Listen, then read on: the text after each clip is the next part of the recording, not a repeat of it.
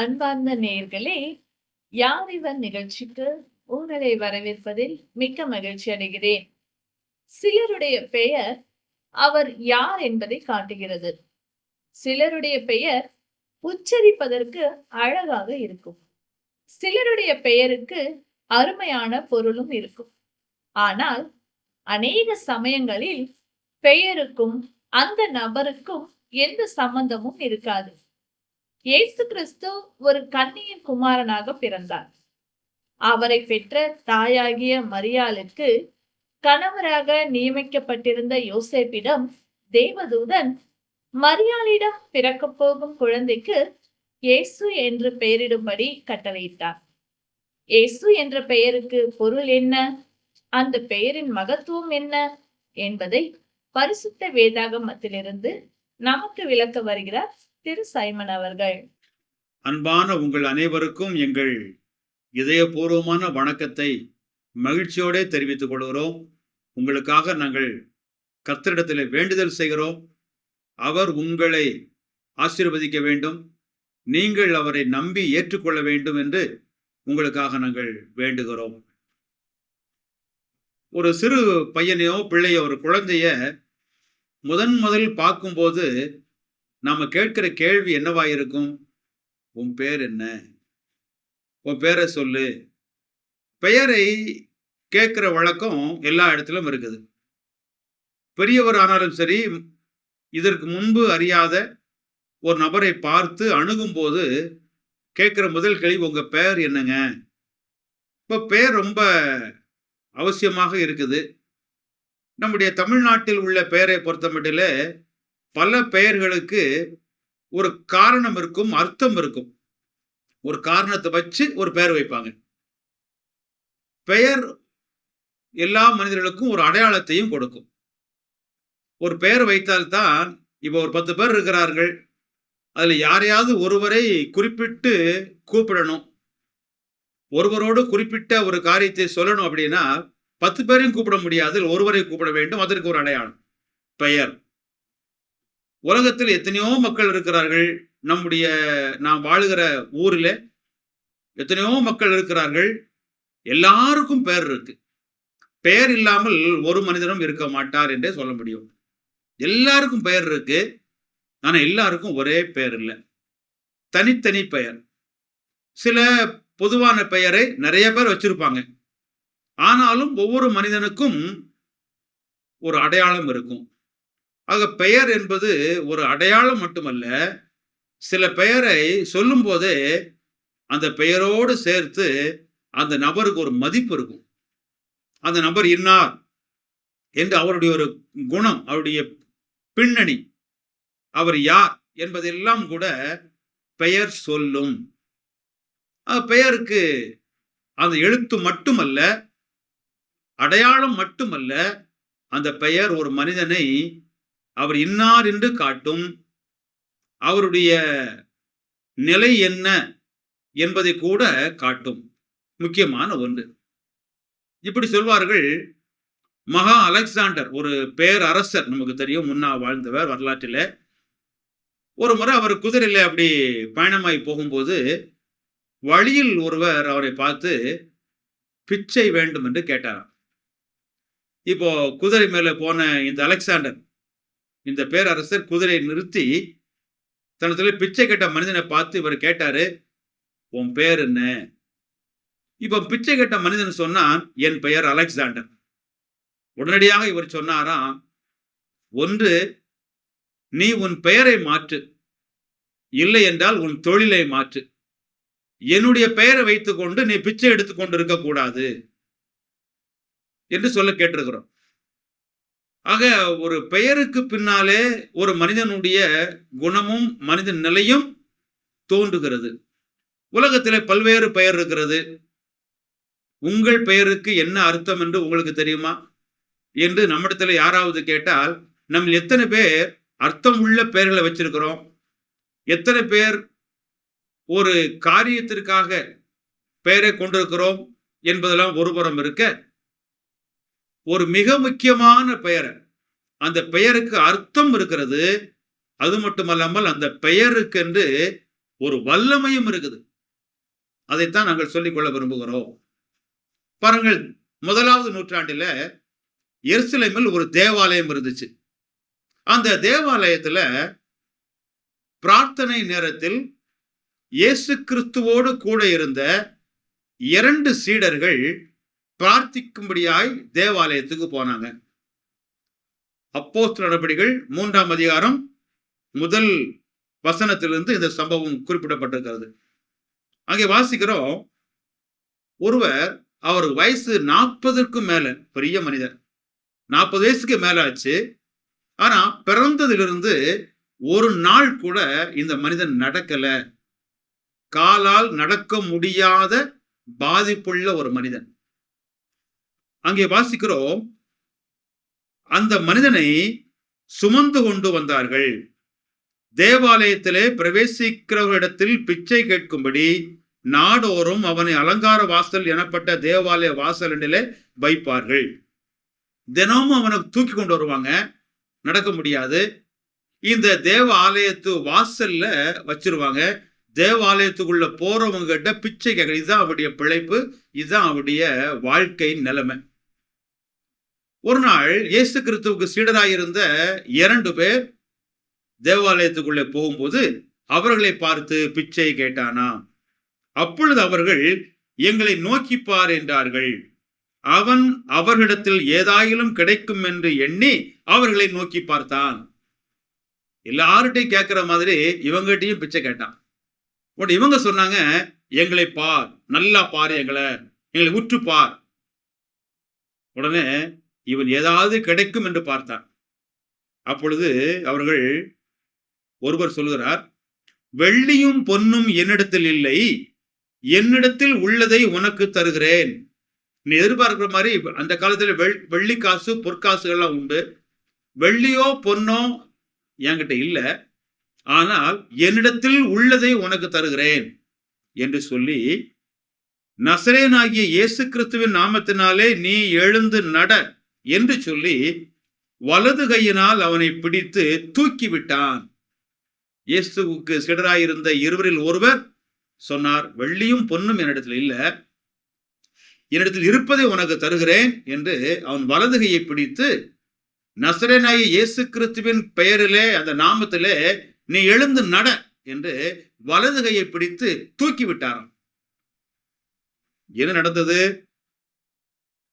உடனே அவனுடைய கால்களும் கரடுகளும் பலன் கொண்டது. அவன் குதித்து எழுந்து நின்று நடந்தான். நடந்து குதித்து தேவனை துதித்து கொண்டு அவர்களுடனே கூட தேவாலயத்திற்குள் பிரவேசித்தான். பாருங்க, பிறந்திலிருந்து 40 வருஷத்துக்கும் மேல ஆச்சு. ஒரு நாள் கூட இந்த மனிதன் நடந்தது இல்லை. இப்போ ஒரு நொடி பொழுதுல இவன் கால்கள் பலம் வந்து விட்டது. இவன் குதிக்கிறான், இவன் நடக்கிறான், இவன் தேவ ஆலயத்துக்குள் போகிறான். ஒரு பெரிய சந்தோஷமான காரியம் இவனுக்கு நடந்தது. இப்போ இவன் நடக்கிறதையும் கடவுளுக்கு இவன் நன்றி சொல்வதையும் சுற்றி இருந்த மக்கள் எல்லாம் பார்த்தார்களாம். எல்லாருக்கும் ஆச்சரியம். இந்த தேவாலயத்து வாசல்ல வந்து தினந்தோறும் தூக்கி கொண்டு வரப்பட்டு பிச்சை கேட்டு கொண்டிருந்தவன் இவன்தான் என்று அறிந்த போது எல்லாருக்கும் ஆச்சரியம்.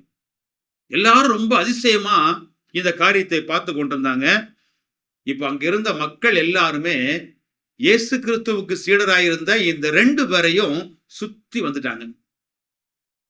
ஏனென்றால் இது அவர்களாலே எதிர்பார்க்காத ஒரு காரியம். அவர்களால ஏற்றுக்கொள்வதற்கு கூட கடினமான விஷயம்.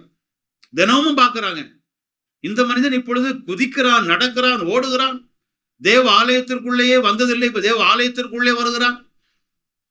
ஆகவே இதெல்லாம் செய்த இந்த 2 சீடர்களை மக்கள் எல்லாம் சூழ்ந்து கொள்ளும் போது அவங்க சொன்ன விஷயத்தான் அடுத்து படிக்க போறோம். அப்பொழுது அவருடைய சீடர் ஒருவனாகிய பேதுரு, பீட்டர், அவர் சொல்லுகிறார், அந்த மக்களை பார்த்து, இஸ்ரவேலரே, அந்த மக்கள் எல்லாம் இஸ்ரவேல் மக்கள், இஸ்ரவேல் நாட்டை சார்ந்தவர்கள், நாம் இந்தியர் போல அவர் இஸ்ரவேலர், இஸ்ரவேல் நாட்டு மக்களே, இதை குறித்து நீங்கள் ஆச்சரியப்படுகிறது என்ன? இந்த மனிதன் இப்பொழுது நடக்கிறதை பார்த்து, குதிக்கிறதை பார்த்து, சுகமானதை பார்த்து நீங்கள் ஏன் ஆச்சரியப்படுகிறீர்கள்? நாங்கள் எங்கள் சுய சக்தியினால் ஆவது எங்கள் சுய பக்தியினால் ஆவது இவனை நடக்க பண்ணினோம் என்று நீங்கள் எங்களை நோக்கி பார்க்கிறது என்ன? இவன் நடக்கிறதுக்கு ஏதோ எங்களுடைய பக்தி எங்கள் சக்தி தான் காரணம் என்பது போல எங்களை பார்க்கிறீங்களே. இப்போ இவருடைய இந்த பேச்சும் இந்த கேள்வியும் நம்மையும் சிந்திக்க தூண்டுகிறது.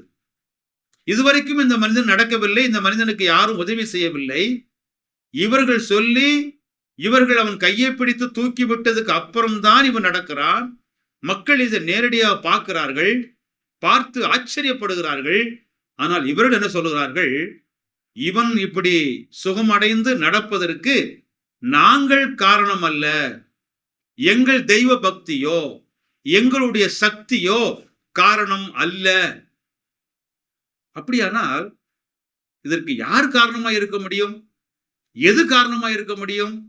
இவர்களே சொல்கிறார்கள் நாங்கள் காரணம் இல்லை என்று மறுத்துவிட்டு அடுத்து சொல்கிறார்கள், ஜீவாதிபதியை கொலை செய்தீர்கள். அந்த ஜீவாதிபதி மேலே படிக்கிற வேளையிலே கர்த்தராகிய இயேசு கிறிஸ்து இந்த இஸ்ரவேல் நாட்டிலே மனிதனாய் பிறந்து அவர்கள் மத்தியிலே ஒரு வரலாற்று மனிதனாய் வாழ்ந்த அன்றாட மக்களை சந்தித்த இயேசு கிறிஸ்துவை தான் அந்த இஸ்ரவேல் மக்களுக்கு சொல்கிறார். அவர்தான் வாழ்வுக்கெல்லாம் அதிபதி. அவரை இஸ்ரவேல் மக்களாகிய நீங்கள் கொலை செய்தீர்கள். தேவன் அவரை மரித்தோரிலிருந்து எழுப்பினார், அதற்கு நாங்கள் சாட்சி. இவர் சீடர் அந்த மக்களை பார்த்து சொல்கிறார், இயேசு கிறிஸ்து என்பவரை நீங்கள் சிலுவையில் அடித்து கொலை செஞ்சீங்க, அவரை தேவன் எழுப்பினார், இதை நாங்கள் பார்த்தோம், ஆகவே நாங்கள் சாட்சி, நாங்கள் கண்டோம். அவர் சொல்கிறார், அவருடைய நாமத்தை பற்றும் விசுவாசத்தினாலே அவருடைய நாமமே நீங்கள் பார்த்து அறிந்திருக்கிற இவனை பலப்படுத்தினது. எங்கள் தெய்வ பக்தி அல்ல, எங்களுக்கு சக்தி இல்லை, அவருடைய நாமம். யாருடைய நாமம்? இயேசு கிறிஸ்து உங்களாலே சிலுவையில அடித்து கொலை செய்யப்பட்டாரே, மறுபடியும் உயிர் தெழுந்தாரே, அவருடைய பெயர், அவருடைய நாமம். அந்த நாமம் தான் இவனை சுகப்படுத்தினது. நீங்கள் பார்க்கிறீங்க. அவரால் உண்டாகிய விசுவாசமே உங்கள் எல்லாருக்குள்ளும் முன்பாக இந்த சர்வாங்க சுகத்தை இவனுக்கு கொடுத்தது. அப்ப இந்த மனிதன் சுகம் பெற்றதற்கான காரணம் ஒரு பெயர், ஒரு நாமம். அந்த நாமம் என்று சொல்வது யார்? அவருடைய சீடர்களில் ஒருவர். அவர் என்ன சொல்லுகிறார்?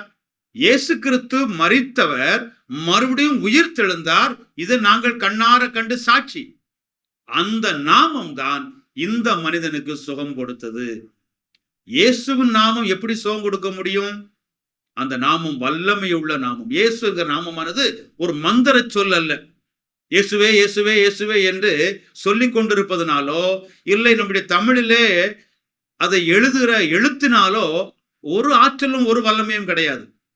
நான் முன்பு சொன்னது போல பெயருக்கு பின்னாலே அடையாளம் மட்டுமல்ல, அதனுடைய மேன்மையும் இருக்கும். இந்த இயேசு என்கிற பெயர்னால் தான் நடந்தார் என்று இந்த மனிதர் சொல்கிறார். இதை மக்களும் ஒத்துக்கொள்கிறார்கள். அந்த இயேசுவை குறித்து அவர் வர்ணித்து கொண்டு வருகிற வேளையில இந்த இயேசுவை அவர் தைரியமாய் சொன்னார், அவர் உயிர் தெழுந்தார். இப்படி இயேசு உயிர் தெழுந்தார் என்று சொல்வதனால இவருக்கு மக்கள் மத்தியிலே பெரிய வரவேற்பும் மேன்மையும் கிடைத்து நினைத்து விட வேண்டாம். ஒரு கூட்ட மக்கள் இதை ஆச்சரியப்பட்டு நம்பினார்கள். இன்னொரு பக்கத்துல இதே சீடர்களை பிடித்து பயப்படுத்தினாங்க. இந்த இயேசு என்ற நாமத்தை சொல்லக்கூடாதுன்னு சொன்னாங்க. இவங்களை கைது பண்ணி வச்சாங்க, மிரட்டினார்கள். ஆனாலும் இவர்கள் இயேசு உயிர் தெழுந்ததை கண்ணால பார்த்ததுனால அந்த நாமத்திற்கு ஒரு வல்லமை உண்டு என்று சொன்னதுனால தான் தைரியமாய் சொன்னாங்க. அப்படியே அவர்கள் பின்னாலே வரும் பொழுது 4ஆம் அதிகாரம் 12ஆம் வசனம் சொல்லுகிறார், அவராலே அன்றி, அதாவது இயேசு கிறிஸ்துவாலே அன்றி வேறு ஒருவராலும் ரட்சிப்பு இல்லை. ரட்சிப்பு என்று சொன்னால் விடுதலை, காப்பாற்றப்படுதல். இயேசு கிறிஸ்து அந்த நாமம் இவனுக்கு சுகம் கொடுத்தது. அதனால இந்த ஊர்ல இருக்கிற எல்லா நடக்க முடியாதவங்களையும் கொண்டுட்டு வாங்க, நாங்க சுகம் கொடுக்கிறோம் என்று அவர்கள் விளம்பரப்படுத்தல. இந்த சீடர்கள் வாழ்ந்த காலத்துல அநேக மக்களுக்கு இவர்கள் சுகம் கொடுத்தார் என்பது மெய்தான். நிறைய மக்கள் இயேசுவுக்கு பின்னாக வாழ்ந்த இவர்களை பார்க்க வந்தாங்க. அதிகமான மக்களுக்கு இவங்கள் அற்புதமான சுகத்தை கொடுத்தாங்க. எல்லாம் மெய்தான். ஆனால் அதுவல்ல தலையாய நோக்கம். அதைவிட முக்கியமான சொல்கிறார் ரட்சிப்பு. ரட்சிப்பு என்றால் விடுதலை அல்லது காக்கப்படுதல். எதிலிருந்து காக்கப்படுதல்? பாவத்திலிருந்து, பாவத்தின் தண்டனிலிருந்து காக்கப்படுதல். அப்படியானால் யாருக்கு இந்த காப்பாற்றப்படுதல் வேண்டும்? உதாரணமை சொன்னால் விடுதலை யாருக்கு வேண்டும்? யார் சிறையிலே கைதியாக அடைக்கப்பட்டிருக்காங்களோ அவங்களுக்கு தான் ரிலீஸ், விடுதலை வேணும்.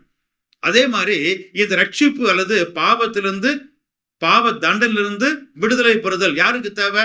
பாவிகளுக்கு தேவை. யார் பாவிகள்? இந்த வேதம் சொல்கிறது ரோமர் என்கிற அடுத்த புத்தகத்துல 3வது அதிகாரம் 23ஆம் வசனம் சொல்லுகிறது, எல்லாரும் பாவம் செய்து தேவ மகிமை அற்றவர்களாகி.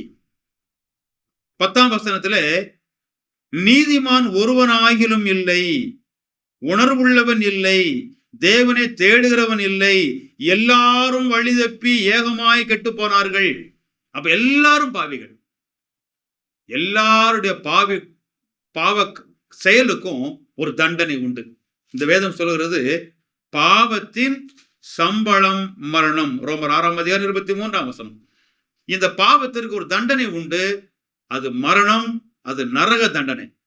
இந்த தண்டனையிலிருந்து மனிதனை காப்பதற்கு ஒரு ரட்சிப்பு, ஒரு விடுதலை அது வேண்டும்.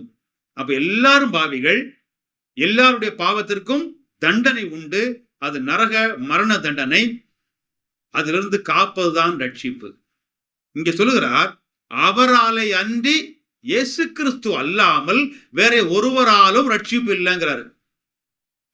அடுத்து சொல்கிறார், நாம் ரட்சிக்கப்படும்படிக்கு, அதாவது இந்த பாவத்தின் தண்டனையிலிருந்து நாம் விடுதலை ஆவதற்கு, காக்கப்படுவதற்கு வானத்தின் கீழ் எங்கும் மனுஷர்களுக்குள்ளே அவருடைய நாமமே அல்லாமல் வேறு ஒரு நாமம் கட்டளையிடப்படவும் இல்லை. இஸ்ரவேல் மக்களை பார்த்து பேசுகிறாரு.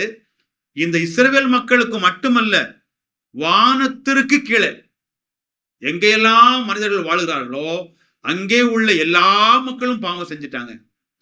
எல்லா மக்களுக்கும் பாவத்துக்குரிய தண்டனை உண்டு.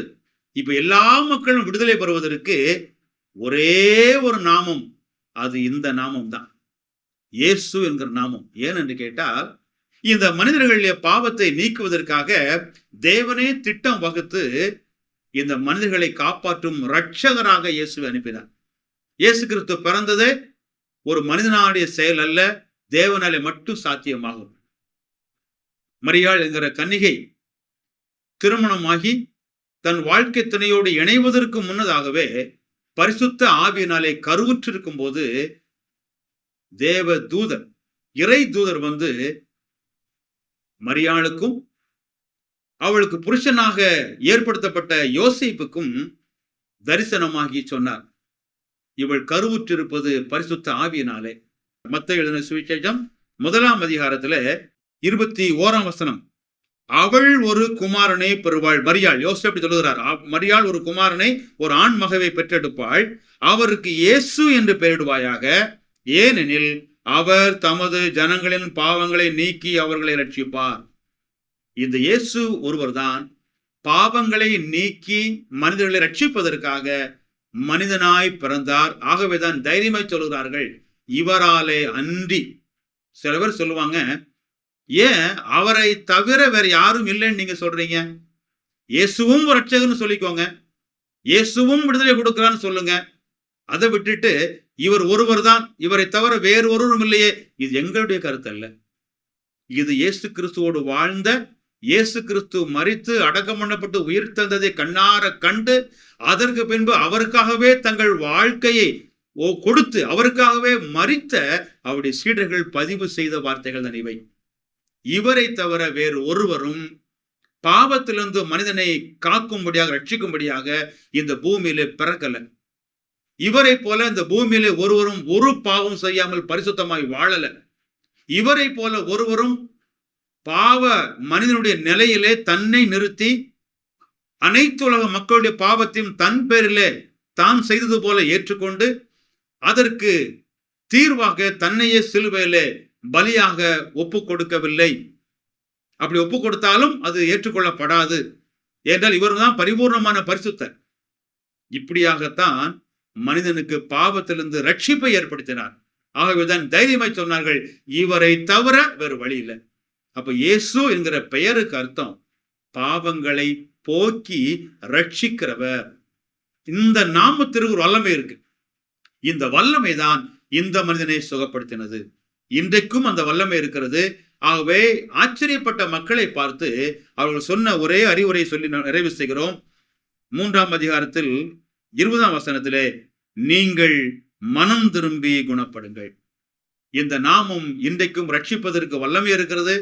இந்த வல்லமையை பெற்றுக்கொள்வதற்கு மனிதன் மனம் திரும்பி, மதம் மாறி அல்ல, மனம் திரும்பி இந்த நாமத்தை நம்பும் பொழுது, சொந்தமாக ஏற்றுக்கொள்ளும் பொழுது இந்த நாமம் இன்றைக்கும் வல்லமை செய்கிறது. பாவத்திலிருந்து விடுதலை கொடுக்கிறது, ரட்சிப்பை கொடுக்கிறது. பாவம் தொலைந்து விட்டதுனாலே மனதிலே பெரிய சந்தோஷத்தையும் பெரிய நம்பிக்கையும் கொடுக்கிறது. அதை நீங்கள் சொந்தமாக்குவதற்கு அந்த தேவன் உங்களுக்கு உதவி அருள வேண்டும் என்று உங்களை வாழ்த்துகிறோம். நீங்கள் சுகமாக இருப்பீர்களாக. நீங்கள் இயேசுவின் அன்பையும் பாவ மன்னிப்பையும் நித்திய ஜீவனையும் பெற்றுக்கொள்ள வேண்டுமானால் அவரே உங்கள் பாவத்திற்காக தேவன் அருளிய பலி என உணர்ந்து விசுவாசத்துடன் அவரை உங்கள் வாழ்க்கையில் ஏற்றுக்கொள்ளுங்கள். இது உங்கள் இருதயத்தின் வாஞ்சியை வெளிப்படுத்துமானால் இந்த விசுவாச ஜெபத்தை இப்பொழுதே ஜெபியுங்கள். அப்பொழுது அவர் உங்கள் வாழ்க்கையில் வருவார். இது ஒரு ஜெபத்தின் மாதிரி. முதலில் நான் சொல்லுகிறேன், ஆண்டவராகிய இயேசுவே, நீர் எனக்கு தேவை. என் பாவத்திற்காக நீ சிலுவையில் மரித்ததுக்கு நன்றி. என் வாழ்க்கையின் கதவை நான் திறந்து உம்மை என் இரட்சகராகவும் ஆண்டவராகவும் ஏற்றுக்கொள்கிறேன். என் வாழ்க்கையை நீர் ஆட்கொண்டு நான் எப்படிப்பட்டவனாக இருக்க நீர் விரும்புகிறீரோ அப்படியாக என்னை மாற்றும். ஆமேன். இந்த ஜெபம் உங்கள் உள்ளத்தின் விருப்பத்தை வெளிப்படுத்துமானால் இப்பொழுதே நீங்கள் இருக்கும் இடத்தில் இந்த ஜெபத்தை ஜெபியுங்கள். நான் இந்த ஜெபத்தை ஒவ்வொரு வாக்கியமாக சொல்லும்போது நீங்களும் அமைதியாக சொல்லுங்கள். ஆண்டவராகிய இயேசுவே, நீர் எனக்கு தேவை. என் பாவத்திற்காக நீ சிலுவையில் மரித்ததுக்கு நன்றி. என் வாழ்க்கையின் கதவை நான் திறந்து உம்மை என் இரட்சகராகவும் ஆண்டவராகவும் ஏற்றுக்கொள்கிறேன். என் வாழ்க்கையை நீர் ஆட்கொண்டு நான் எப்படிப்பட்டவனாக இருக்க நீர் விரும்புகிறீரோ அப்படியாக என்னை மாற்றும். ஆமேன். இப்பொழுது நீங்கள் இந்த விசுவாச ஜெபத்தை ஜெபித்துள்ளீர்கள். இயேசு கிறிஸ்துவை உங்கள் வாழ்க்கையில் வரும்படி அழைத்திருக்கிறீர்கள். அவரை வேண்டிக் கொள்ளும்போது அவர் வருவதாக வாக்களித்துள்ளதால் அவர் வாக்களித்தபடியே வந்துள்ளார் என்பதை நிச்சயமாய் அறிந்து கொள்ளுங்கள். மேலும் உங்கள் பாவங்கள் மன்னிக்கப்பட்டது என்றும் நீங்கள் தேவனுடைய பிள்ளையாகி நித்திய ஜீவனை பெற்றுக்கொண்டீர்கள் எனவும் உறுதி கொள்ளுங்கள். பிரார்த்தனை செய்வோம். பரலோக பிதாவே, நாங்கள் உமக்கு நன்றி சொல்கிறோம். இயேசு என்றால் தம்முடைய மக்கள் பாவத்தை எல்லாம் போக்கி ரட்சிக்கிறவர் என்ற அர்த்தம் கொண்ட அந்த திருப்பெயரிலே 2000 ஆண்டுக்கு முன்பதாக தேவனே மனிதனாக பிறந்து அந்த பெயரிலே அவர் வாழ்ந்து மனிதனை பாவத்திலிருந்து ரட்சிக்கும்படியாய், பாவத்தின் தண்டனிலிருந்து காப்பாற்றும்படியாய் சிலுவையிலே தம்முடைய உயிரை, தமது உடலை, இரத்தத்தை பலியாய் கொடுத்து ஜீவனையும் விட்டு மரித்து அடக்கம் பண்ணப்பட்டு உயிர் தெழுந்தார். அந்த நாமத்தை தவிர பாவத்திலிருந்து தப்புவதற்கு, பாவ தண்டனிலிருந்து விலகுவதற்கு வழியே இல்லை. இதை கேட்ட ஒவ்வொருவரும் அந்த வல்லமையான நாமத்தை அறிந்து அதன் மீது நம்பிக்கை கொண்டு ரட்சிப்பை அடைந்து அதனால் வரக்கூடிய சந்தோஷத்தையும் சமாதானத்தையும் பரலோகத்திலே போய் அவரோடு வாழ்வோம் என்கிற நம்பிக்கையும் பெற்றுக்கொள்ள அவர்களுக்கு நீர் அருள் புரிய வேண்டும் என்று வேண்டுகிறோம். அனைவரையும் ஆசீர்வதியும், அறிந்து கொள்ளும் பாக்கியத்தை கொடும். இயேசு கிறிஸ்து நாமத்திலே வேண்டுகிறோம் நல்ல பிதாவே. ஆமேன்.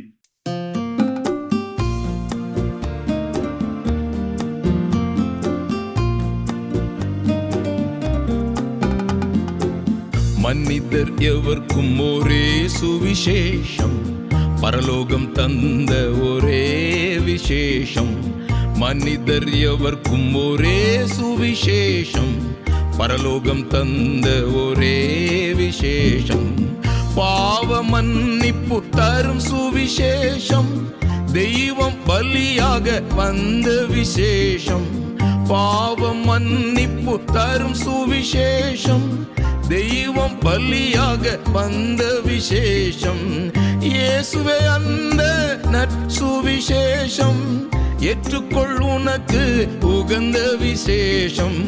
மனிதர் எவர்க்கும் ஒரே சுவிசேஷம், பரலோகம் தந்த ஒரே விசேஷம். மனிதர் எவர்க்கும் ஒரே சுவிசேஷம், பரலோகம் தந்த ஒரே விசேஷம்.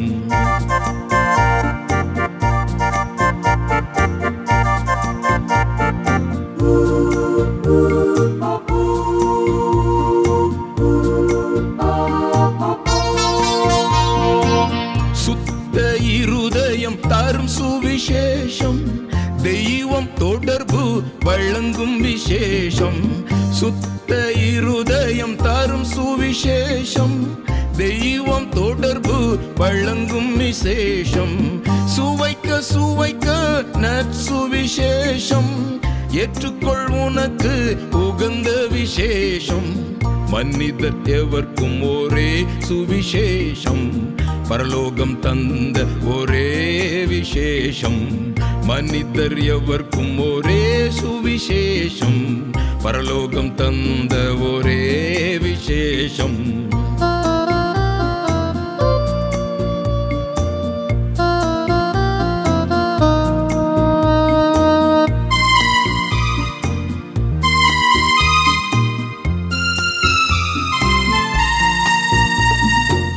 பரலோக பாக்கியம் தரும் சுவிசேஷம், மரணம் மங்களம் என்ற விசேஷம்.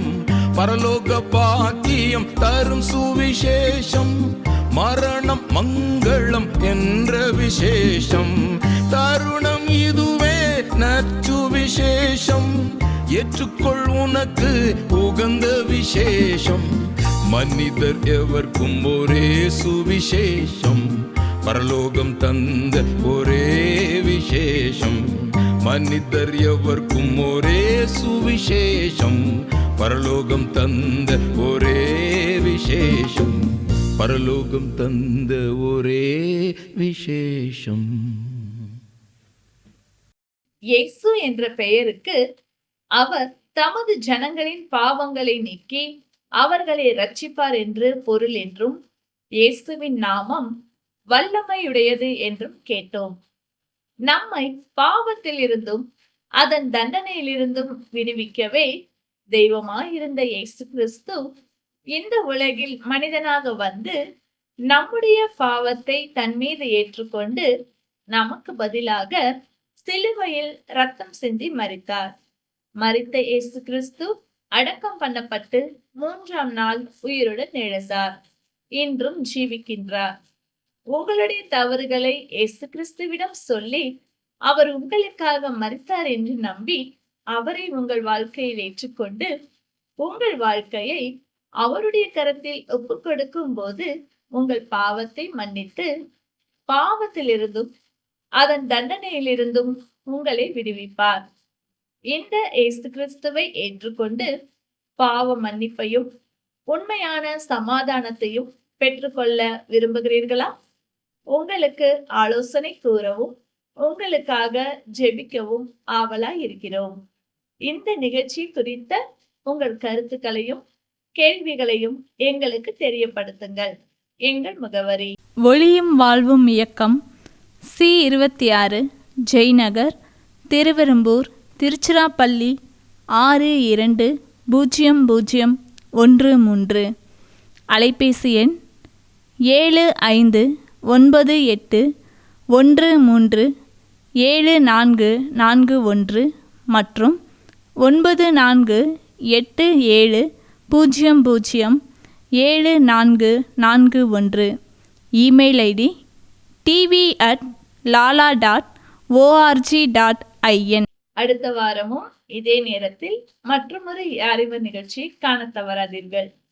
இவ்வளவு நேரம் இந்நிகழ்ச்சியை கண்டுகளித்தமைக்கு நன்றி. இயேசு கிறிஸ்து என்ற நாமம் கொடுக்கும் உண்மையான நிம்மதி உங்கள் உள்ளங்களையும் இல்லங்களையும் நிரப்புவதாக. ஒளியும் வாழ்வும் இயக்கம் சார்பாக உங்களுக்கு எங்கள் வாழ்த்துக்கள். வணக்கம்.